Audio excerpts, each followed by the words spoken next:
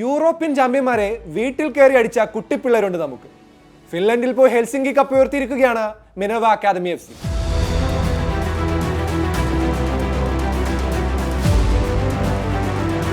FIFA റാങ്കിങ്ങിൽ 138ാമതുള്ള ഈ ലോകകപ്പിലെ 48 ടീമുകളിൽ ഒന്നാകാൻ വിദൂര സാധ്യത പോലും ഇല്ലാതിരുന്ന നമ്മുടെ രാജ്യത്തിന് ഇതേ ലോകകപ്പ് സീസണിൽ തന്നെ അഭിമാനിക്കാൻ വകയുള്ള നേട്ടമാണ് ഒരു കുട്ടിക്കൂട്ടം കൊണ്ടുവന്നിരിക്കുന്നത്.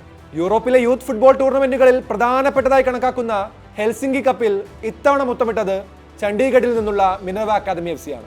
നേട്ടം കൈവരിക്കുന്ന ആദ്യ ഇന്ത്യൻ ക്ലബ്ബ്. കഴിഞ്ഞ വർഷം ഫൈനലിൽ കൈയകലത്തിൽ നഷ്ടപ്പെട്ട കിരീടം ഇത്തവണ അവരിലേക്ക് വന്നു.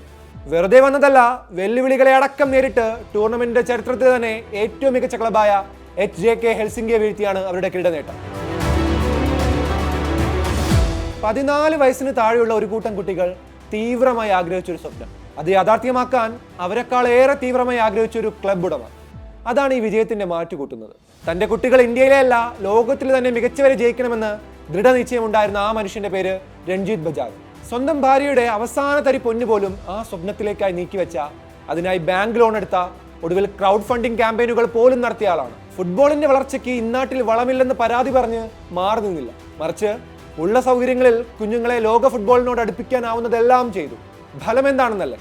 വിജയദാഹമുള്ള ഒരു കൂട്ടം കുട്ടികൾ, ഫുട്ബോളർമാർ, ആത്മവിശ്വാസത്തിന്റെ ആ ലബോറട്ടറിയിൽ നിന്നുമുണ്ടായി. ഇംഗ്ലീഷ് വമ്പന്മാരായ ലിവർപൂളിന്റെ യൂത്ത് അക്കാദമിയെ പോലും 6-0 അടിച്ചിടുന്ന മികവിന്റെ ഫാക്ടറിയായി.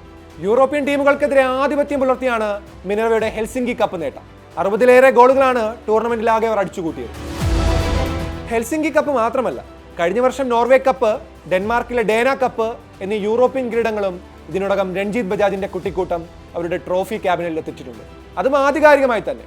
പ്രോജക്ട് 2034 അഥവാ 2034 ഫിഫ ലോകകപ്പിൽ ഇന്ത്യയുടെ പ്രതീക്ഷകൾക്ക് ഊർജ്ജം പകരാനാകുന്ന താരങ്ങളെ വാർത്തെടുക്കുക എന്നതാണ് മിനർവയുടെ ലക്ഷ്യം.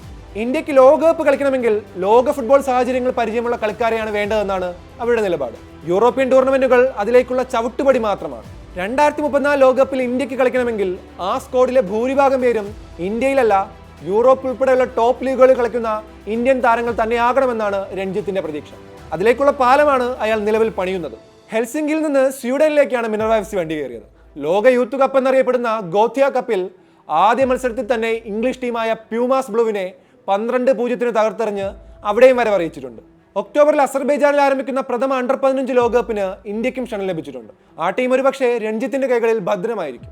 രാഷ്ട്രീയവും ബിസിനസ്സും കാര്യങ്ങൾ തീരുമാനിക്കുന്ന ഇന്ത്യൻ ഫുട്ബോളിന് മിനർവ FC ഒരു തിരുത്തലാണ്. കതിരിൽ വളം വെക്കാതെ വേരുകൾക്ക് വളരാനുള്ള നിലമൊരുക്കുകയാണ് വേണ്ടതെന്ന ഓർമ്മപ്പെടുത്തൽ.